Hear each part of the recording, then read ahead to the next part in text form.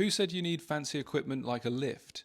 You just need an engine crane, a little bit of patience, and a car. Cool, that is a nice bit of rust. This is my Nova. Just over a month ago, we found this thing abandoned outside an industrial unit, where it had been for the last 30 years. I got the car home and the first thing I did was try and clean off some of the decades upon decades of dirt and grime. The outside was one thing, but that interior, well, it had more plants growing in it than my garden. Now it was less of a biohazard. I approached the engine, which was seized rock solid. But after a lot of patience and a lot of rude words, it ran. And then it drove. The Nova was putting up a heck of a fight to survive. The next thing I wanted to address was the missing body panels. You can't buy these things anywhere, so we had to design our own. So I 3D scanned the whole car, and then I asked you guys to send in your own designs. Next up, I had to pull the engine out. Even though we got it running, it wasn't running well, and it was time to strip it down. Uh-oh. The block was toast. Then last week, I spent almost the whole week just sanding half the car down, layers upon layers of paint. And then, sadly, I found even more rust hiding. And with that, this project just got a whole lot harder. Hello and welcome back to Hudson Auto Films. Today we are back on the Nova, and in today's episode we are focusing on addressing the very rusty floor. Now, I heard your comments. You guys want the body off, you think I should deal with the chassis properly, and I totally agree. Having a solid base is vital for a good car and, even more importantly, a safe car. But taking the body off this thing isn't as clear cut. Obviously, we discussed last week my concerns about the state of the fiberglass. I truly do think taking this body off, you're going to cause a lot of damage to the fiberglass and it's going to just open a whole can of worms. But we've discussed that, and of course that could be remedied. But there's two other things which are on my mind. Problem number one, warping. So this body and chassis have been together since the 70s. And essentially over the years they will have twisted together, they will have settled together, all sorts of things, but they are together. So a concerning thing that could happen is when you separate the body from the chassis, they will both change shape, and then when you go to put them back together, they won't fit. Now, of course, you could brace the chassis floor pan. That is not a big deal at all. Bracing the body is a little bit more complicated, but again, this is quite a big deal. We need to retain the shape of these two key components, or we're just going to have so many more problems on top of the already massive fiberglass issues that I think we'd uncover when chopping this thing up. Problem number two. A lot of you said just get another Beetle, take this body off, put this on. We'd actually have loads of fitment issues as discussed before, but actually the problem I'm coming to is the identity is so important. What makes this legally a Nova is that floor pan. So we can't put it on another Beetle without losing its identity. We can't just buy a complete brand new floor pan and build it up and keep the identity. Technically, that's something you could do if you weren't putting out videos and 200,000 people were tuning in, but they are, and that means we have to stick with this floor pan. This floor pan is the car, basically. If we somehow impaired this car's identity, it's dead in the water. You could never legally get one of these through the inspections required these days. It's allowed on the road because it is a historic vehicle. And problem number three, there is just one of me. There's lots of things I would do in an ideal world if I had loads of money, I had loads of equipment, but it's just me in a field with basic tools, a generator, and no water. So I have to be very sensible and honest with what I can actually achieve within my reality. So what am I leaning towards? Well, it's still very likely that we will lift the body off, but before I commit to such a big step, I feel like I need to get a better understanding on the actual condition of the chassis. It might be hard to believe, but in person, it doesn't look quite as bad as it does on camera. But it's not what we can see, it's what we can't see. It's the mating surfaces and all the nooks and crannies that at this moment in time aren't visible, but that could be where the rust is really a whole lot worse. But how do I plan to assess this? Well, step one, we're going to completely wire wheel the interior portion of the floor pan back to bare metal. What this will do, it'll get rid of all the surface rust, probably open up some more holes and make our existing rust holes even bigger, but it'll give us a starting point on the actual extent of the rust. Step two, like I said, it's not what we can see, it's what we can't see. So we need to get to the underside of the car. Now, in most cases, you'd have a lift or a rotisserie or something like this, but we don't have that. So we're going to have to get the car on its side. Trigger warning, it's going to be very old school. Back in the day, people used to put cars on their side to get access to the floor pan. Now, people don't do it, but we're going to do it. We'll talk a little bit more about the safety and the myths of that method later on in the video, but once we've got the car on its side, we can do exactly the same, completely cut the floor pan and all of the other areas that we haven't been able to see or access, get it all back to bare metal and see what we're working with. Now, this whole process could just enforce that the chassis is not savable, but for the sake of a couple of days, I'm willing to check this thing out, and hopefully it'll be an interesting video regardless. So let's do this.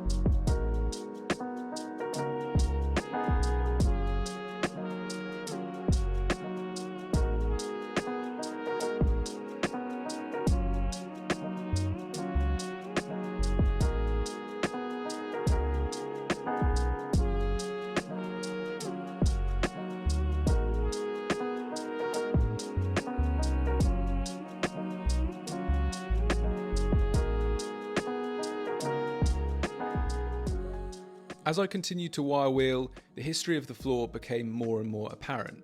The floor pan had clearly been lowered a couple of inches, which was very common on Novas because the roof line was so low.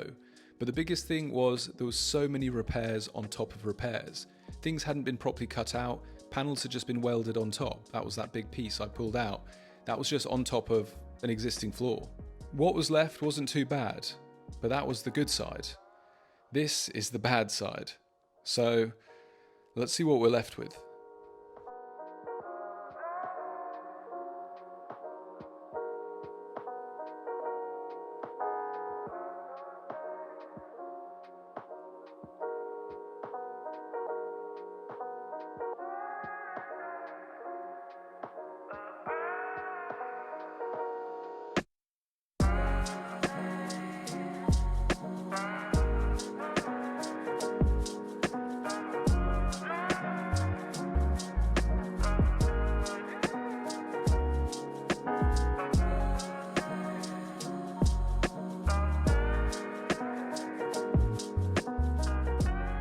Okay, well, I'm not sure this is going to buff out.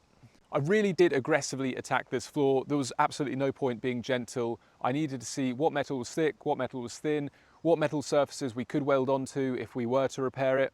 And what I found is basically just an exaggeration of what we saw before. But it is clear patches have been welded in on top of other floor sections, and it's just a bit of a mess. Lots of water traps, and this is really why this has happened. On a positive though, the actual kind of structural side pieces and the central beam are all good. It is just our floor sections which are really gross. So at this point in time, it is potentially still savable. I know this is going to all sound shocking, but welding in new floors is not a big deal at all if we've got good surfaces to weld to. And what I've noticed as well, where the fiberglass body mounts to the chassis, there's no bulging, it all seems very strong. But obviously to get a proper assessment on that, we need to see the other side of the car, and that means flipping this thing over. Now, I had hoped to get one of the proper tilters, which makes this quite an elegant process, but they're way out of budget, and then there's a second-hand one up the road from me, but the guy's not responding. So we're gonna have to go old school and flip this on its side manually. But let's quickly run through this, as I'm sure lots of people find this very triggering and be really cross in the comments. The biggest thing here is safety. We just need to make sure the car doesn't tilt all the way over and hurt me. That's the most important thing. The second most important thing is the fiberglass. We don't want to put any strain on the fiberglass body at all. This all has to be on the suspension. Now, admittedly, it does sound sort of shocking, the idea of turning a car on its side and putting all of its weight on the wheels, or essentially the suspension. But you have to think what suspension is designed for. It is designed to take a huge amount of force going around corners and all of that sort of thing under speed. More importantly though, suspension is designed to withstand crash impact. So lifting a car on its side, especially a car which doesn't have an engine, glass, fluid, lots of heavy stuff, is actually not a huge amount of force for the suspension to take. So now that's out the way, the big things, as I said, are my safety, making sure the car doesn't just unexpectedly fall, and secondly, not causing any strain on the fiberglass. We just don't want that to twist at all. We need to minimize that, and of course, we don't want it to take any weight at all. But that's about all the convincing I can give you guys. Let's do this.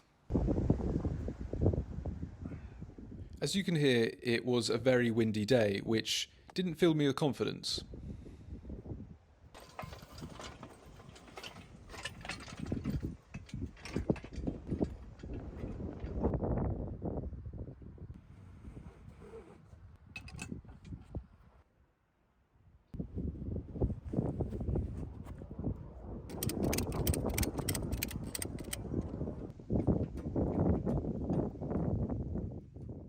As you can see, the Nova doesn't have a steering lock, hence why our front wheel is turning as the car is going up, but there was no choice but to continue. This is definitely a job I wouldn't recommend. I care a huge amount about this car, and the idea of something going wrong would just be really, really upsetting. So I took my time and just hoped for the best.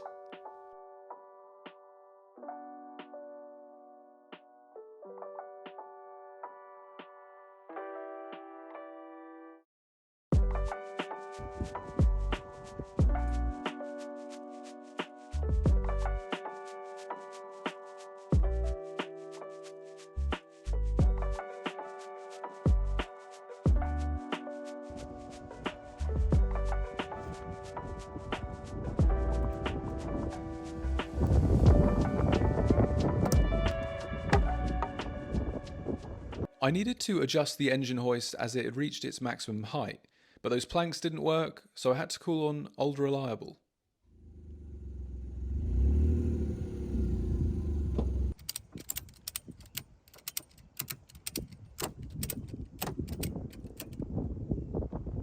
The plan was to put it into first gear, dump the clutch, and hope for the best. Don't worry, I'm joking. I'm just using the Polo at this point to support the weight because I don't trust the planks and I need to let that crane down. After lots of careful measurements and inspections, the wind decided to blow over the camera, so instead of showing you that very tense and important moment, enjoy the sky. But I'm happy to report it worked and there was no issues. So I continued to raise the crane, I kept the Polo attached as it seemed like a good safety precaution, and we just kept going up and up.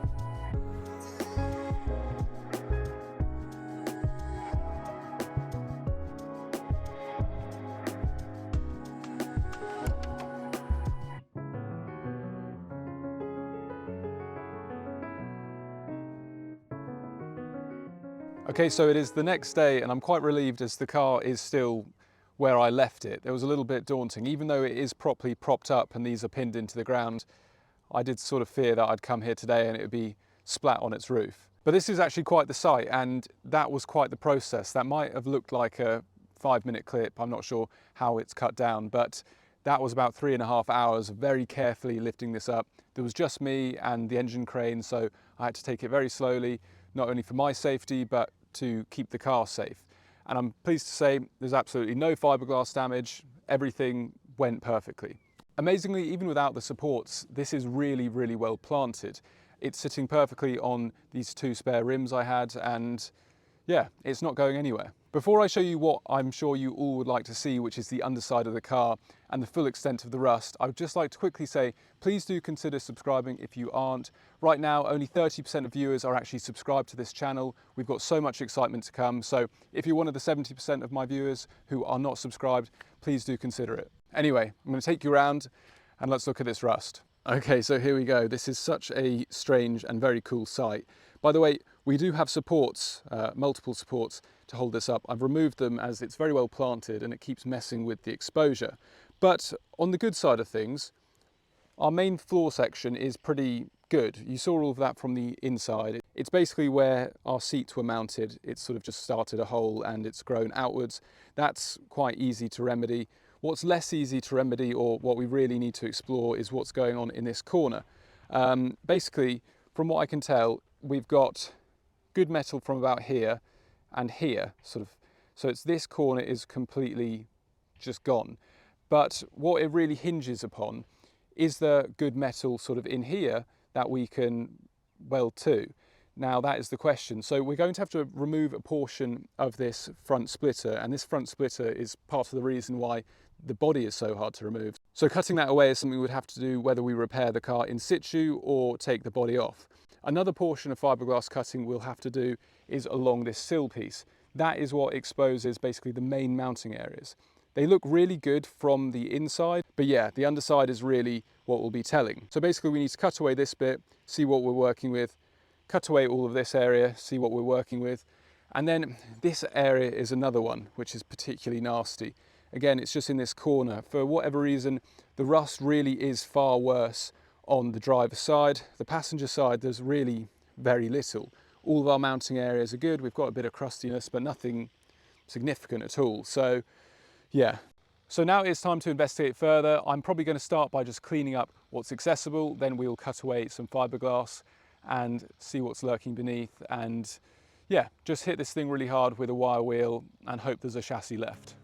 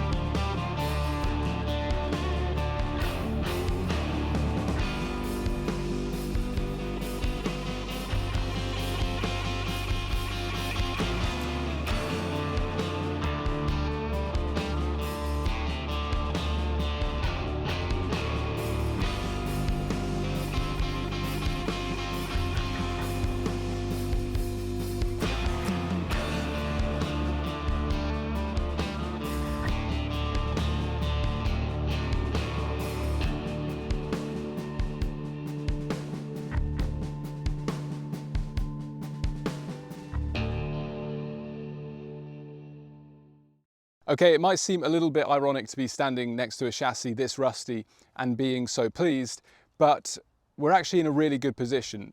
Bear with me. Obviously there's a lot of rust. This chassis is not in nice condition by any stretch, but where it counts, it's good. The key strength points for this chassis are in the section that runs around, which is very solid, especially on that side. We've obviously lost a bit here and a tiny bit of crustiness there, but it's good. Then the other main strength section is obviously in the central pillar. Even though we lose sheet metal here, the main strength is here in this central bit, which is all good. Everything that looks so awful on this chassis, like here, even here, and just this portion here, that is sheet metal, essentially. We can infill that. That's not a big deal. This chassis is repairable. But I can't stress enough how important this is, because this big piece of fiberglass that looks like a Nova isn't the Nova. This floor pan is what carries the identity, and as lovely as it would be just to get a brand new VW chassis and plonk this on top, aside from the logistics and the flexing, we would have lost our identity if we did that. So we have a savable chassis. What's great as well, as we've got our main frame points in pretty good condition, we can just buy floor pans for these, and that will resolve a good portion of our rust issues, which will save a huge amount of time. Obviously it was a given that this chassis needed a huge amount of work, but my initial voyage was to see if it was savable at all, because I really needed to figure that out, and also to see if it was savable in situ. Now the pieces of fiberglass that I removed in order to see our main anchor points along the sills and in this front section are literally what we needed to remove the body. That's what was trapping it on. Now, in theory, we just undo those bolts and the body comes off. To answer the question, can this be repaired in situ? Absolutely, and it can be done very well. However, it is just logistically harder because of access. The perk of obviously removing the body is you have full access to everything, and that's great. But yes, it could be repaired, but it would just be slightly tricky. What would be even trickier though is removing the body completely contorting and never going back on the chassis. So getting the car on its side, getting to its access points, without a doubt, we'd have had to have done whether we repair the car in situ or take the body off. But the question now sort of remains, what do we do? Again, like I mentioned at the beginning, bracing the chassis itself so it doesn't contort is really easy. Bracing the fiberglass body, on the other hand, of course it's possible. Is it something I know anything about or have ever done? No. I'm sure one of you guys will be able to provide me some information, and I'll do some research myself, but that is really the thing standing in the way of undoing these bolts and taking this body off. This body really is a wild card. I don't know if you saw, but when I chopped this, the second it released, the nose tipped forward. So our nose is now about half a centimetre further forward. It was literally being braced by those bolts. So imagine what happens when you undo all of these bolts. The body is suddenly going to go like that. It's going to twist and in all sorts of directions, and pulling it back into place will be tricky. So regardless of what route we take, there's pros and cons and risks of issues in either case. But what do we do? Well, I'm with you guys. The body needs to come off. I'm really glad I've done this. As I say, we would have had to have done this anyway to remove the body, but it's given me a confidence in the build moving forward that the core of it is savable. I know, again, standing next to these massive rust holes, perhaps I'm too much of an optimist, but I feel pleased and confident in the route forward. It is also interesting when you grind down all of this rust, how much better everything looks. Of course, this is great, but when it's all dark rust and it's flaky and everything, it looks so much worse. And when you end up removing it, you actually see how much good there is still. So looking ahead, next week we will either be bracing up this chassis and body and removing it and starting with the rust repairs, or we'll be rebuilding an engine.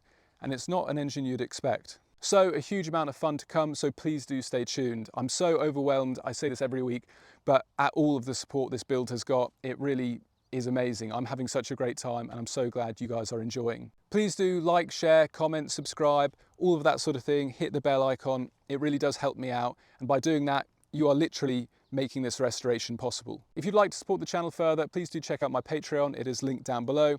Over on the Patreon, I do early access, behind the scenes. They sort of see day to day what I'm up to on the build ahead of the videos. And they've also seen that I have accidentally purchased another silly car, which you guys will be seeing soon. We also have Nova themed merchandise linked down below. Again, any profits just go straight into building this Nova. But regardless, I'm just so grateful that you are here watching. Thank you again, and until next week, take care, and I will see you then.